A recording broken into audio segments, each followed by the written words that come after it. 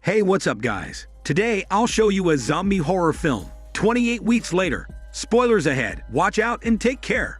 The story is set in Britain, where a virus turns people into rabid beasts and forces survivors to take care of themselves without help from the authorities.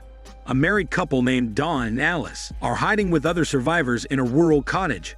Alice is still worried about their children, who were on a school trip abroad just before the epidemic. Other survivors, including an elderly couple and two young people, join them for dinner. At one point, they hear a knock at the door. When Alice hears a child cry out for help, she gets up to help him, while the others say it is too dangerous. Nevertheless, Don listens to his wife and lets the child in. Soon after, the young woman peeks out and an infected individual appears and bites her arm without hormone mercy. The young man tries to drag her sexy body away, but she resists it because the infection sets in instantly. Dawn uses a crowbar to hit her in the head and save the young man. Panic ensues, and the other survivors run their shitty life away as Dawn confronts the infected beasts. Subsequently, the infected break through the windows and enter the cottage. The child escapes upstairs, and Alice follows to protect him. In the process, the elderly couple flees to the barn far more quickly than the young man, even though they are super old. Dawn kills another zombie, but then loses his crowbar. Subsequently, he rushes upstairs in search of Alice. In the barn, the door shatters, allowing the zombie to overpower the elderly man, and his wife goes mad when she sees it. The young man tries to pull her up to the second floor of the barn, but the infected capture her. He closes the trap door, unable to save her old body. Dawn finds Alice in the bedroom, but she refuses to leave without the child. Eventually, she sees the child hidden in the closet and rushes to him. An infected person bursts through the door and comes between Alice and Dawn. Alice screams for help, but Dawn closes the bathroom door, leaving his wife to fend for herself. Dawn jumps out the window and escapes as the infected overpower Alice. Dawn rushes to the river as a horde of infected chases him. He arrives at the dock and sees the young man preparing the boat. Dawn gets into the Tesla boat, but the young man falls into the water. Dawn tries to lift him up, but the infected pull him down. The young man reappears a short time later, now infected. Dawn pushes him from the boat and flees, looking at the window where he last saw his wife. After all the infected died of malnutrition, and 28 weeks after the virus strike, an American-led NATO army began to repatriate the citizens out of Britain. The scene shifts to a sniper surveying the region while chatting with his partner, a pilot. Meanwhile, a jet arrives at the airport carrying British citizens who were not in the country during the epidemic. A military doctor observes their arrival and is concerned to discover that there are children among them. Tammy and Andy are two of the new arrivals, who are Dawn and Alice's children. Doctor examines Andy and notices his heterochromic eyes, which he received from his mother. Andy and Tammy are transferred to District 1, the first supervised quarantine facility since the outbreak began. Later, Tammy and Andy meet Dawn, who is over the moon. Meanwhile, Doctor informs her supervisors that they are not ready to admit minors. The general tells her that the virus will not return, and that if it does, they will be able to contain it. Dawn takes his children on a tour of District 1. He is the janitor of the district and has a comfortable attic available for his family. However, in a few months, they will be transported to a new home. Dawn says that because of the lack of security in the region, they cannot return to their old home. Andy asks about his mother. Dawn nervously lies about not being able to save Alice, as it's too late. That night, Andy has a nightmare about his mother and worries about forgetting her face. Tammy consoles him and promises that it will not happen. The next day, Tammy and Andy leave the safe zone. The sniper notices them and says the children must be retrieved. The siblings run through the streets and stop when they find a moped. Tammy gets in, she steals the key to the moped and gets a helmet for her brother. Afterward, they reach their old house. In the process, Dawn notices that they have disappeared. The siblings hastily enter the house and retrieve their mom's photograph. They collect some belongings and clothes. Andy goes to the attic to investigate after hearing the door creak. He finds decaying bowls of food and scribbles on the attic wall. His attention is drawn to movement, and he examines the figure in the darkness more closely. He's shocked when he discovers that it is indeed his mother Alice and runs to hug her. Meanwhile, troops approach the house. Andy flees outside, followed by Tammy. The soldiers secure the children and search the house. Alice undergoes a decontamination bath in District 1. Later, she is tied to a bed and surrounded by troops. Doctor asks her how she survived so long, but Alice remains silent. Doctor is about to collect a blood sample when she notices a bite mark on Alice's arm. Don learns that both his children and his wife have been found and is left speechless. Don goes to see the children, and Tammy asks for the truth about what happened to their mother. Don states that he is sure that he can no longer save her, but tells them that they should be grateful that she's still alive. Doctor confirms that Alice is infected after the blood test, so she deduces that she is asymptomatic. Doctor informs the general that Alice may be immune to the virus, but she is still a carrier and can infect others. Despite Doctor's claim that studying her could lead to a cure, the general orders to eliminate Alice. Meanwhile, Don sneaks into the isolation room and apologizes to Alice for abandoning her. She assures him that she still loves him. Don leans forward and kisses her using his tongue. The infection cannot be spread through the air, but it can be spread through saliva and blood. Therefore, Don gets infected instantly. Don wriggles and vomits blood as Alice looks at him. She struggles nervously to free herself from the chains. Don then kills her mercilessly and sticks his fingers in her eyes. Don begins to infect the soldiers he meets in his path. The general witnesses the disaster. In order to contain the epidemic, he declares Code Red, which means they must kill all infected people. The soldier observing the siblings in the holding chamber assures them that everything is all right, then goes out to check the situation. When he returns, however, he is already infected. Doctor kills the soldier and takes the children with her. The residents of District 1 have been moved to a safe place. Doctor tries to get high-level protection for the siblings, but the troops refuse. In the midst of the chaos, Andy is pushed by the crowd and loses sight of Tammy and Doctor.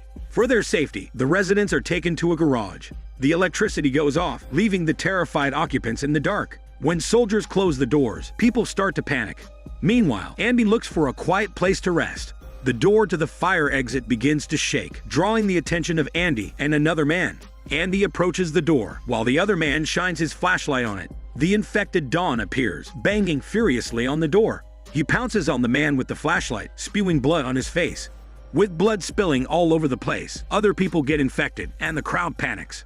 Andy jumps over people and cars before climbing the shaft. A crowd forces the closed doors open, allowing them to exit the building. Soldiers shoot at the infected, although it is difficult to distinguish them from the panicked survivors.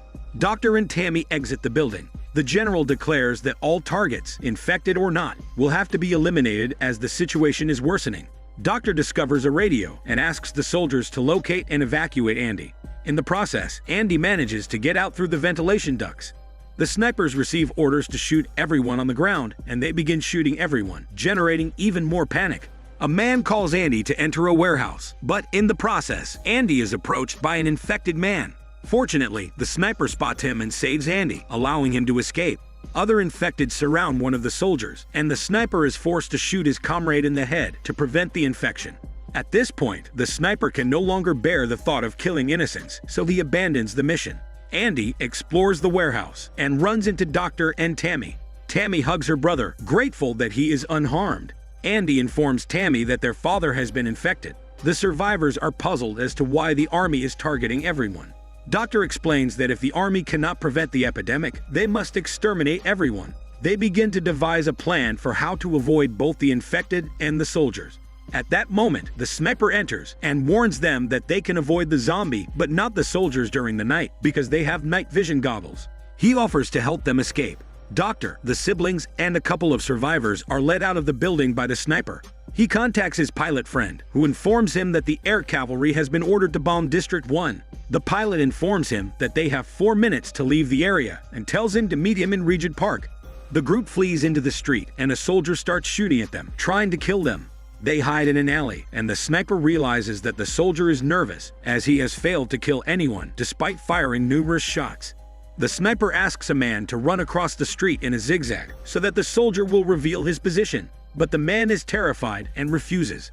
Andy rushes across the street, using himself as a decoy. The sniper quickly shoots the soldier and kills him. Next, the survivors scale the city wall as cavalry flies overhead. They then seek shelter in a tunnel. The pilot observes from his helicopter the bombardment of District 1, with infected and uninfected people being burned alive. In the process, Don hides behind a wall, watching the picture of his wife and son burn in front of him. The sniper notices flames approaching the tunnel, and the group runs outside to avoid being engulfed in flames. The general public listens to reports of firebombs.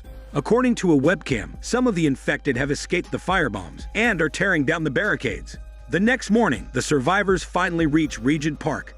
Doctor reveals to the sniper that the siblings' mother was immune to the virus and that the two siblings may share the same immune gene. She stresses that the children's lives are more important than their own, as they might discover the vaccine after studying them. The pilot radios the sniper that he will arrive shortly in a helicopter. The sniper tells Doctor and the children to go, but as they walk, the sniper spots infected people approaching. He orders the survivors to take cover in the grass, and the helicopter arrives shortly after. He insists on flying the kids across the canal, but the pilot is only interested in saving his friend. When a survivor realizes that the zombies are approaching, he panics and clings to the helicopter, begging the pilot to take him away. The furious pilot maneuvers the plane, bringing it closer to the infected. He then begins killing the infected with the rotor blades. Then the man falls from the helicopter, with his face smeared with infected blood. Next, the pilot takes off in the helicopter, urging the sniper by radio to reach the stadium. When the group arrives at the park exit, Andy stumbles and falls. To save him, the sniper turns and shoots the infected. As the other infected pursue them, the group flees, but is stopped when they are injected with nerve gas at the end of the road. They climb into a car and close the vents. The zombies try to attack them until the gas kills them all without zombie mercy. Doctor tries to start the car, but is unable to do so. Meanwhile, soldiers use flamethrowers to burn the infected. The sniper tells Doctor to transport the children to the stadium alone, then rushes out and starts pushing the car. Doctor starts the car and drives off, while the sniper is set on fire by his comrades. Doctor leads the siblings toward the stadium, avoiding the highways where the nerve gas is sprayed. A gunship opens fire on them, but Doctor avoids it by driving the car into an underground transport station. Doctor grabs a sniper weapon and leads the children out of the car. When they reach a dark place, Doctor uses the rifle's night vision to guide their direction. The two siblings rush up a set of escalators, but the two trip over dead bodies and fall. In the process, Dawn arrives and ambushes Doctor. He grabs her rifle and starts hitting her violently in the head. Dawn spots Andy and begins to chase him. Tammy finds the rifle and looks through the scope at Doctor's lifeless body. Andy looks for the others on the platform, but his infected father enters instead. Dawn knocks Andy to the ground and bites him on the neck. Tammy finds them and Dawn rushes to her, but she shoots him a couple of times, killing him. Tammy goes to her brother with tears in her eyes. Andy flees from her, convinced that he will be infected and kill her too. Tammy manages to get close to him when he collapses on the tracks. She pulls him up and examines his eye, similar to their mother's. Here it becomes clear that Andy is also immune as their mother. Later, the two arrive at the stadium, where the pilot is waiting for them. He points a rifle at them and asks where his sniper friend is. Tammy informs him that he did not make it. Eventually, the pilot agrees to fly the siblings over the English Channel. In the next scene, Tammy and Andy observe the devastation caused by the outbreak. 28 days later, we see the same helicopter in France, but it is now empty. It is unclear whether the pilot and the two siblings were saved or whether they died. In the final scene, we see a group of infected people walking through a tunnel and heading toward the Eiffel Tower. Most likely, the virus has spread throughout the world, making the situation drastically worse. This is Daniel CC Movie Channel. Stay safe and enjoy your day.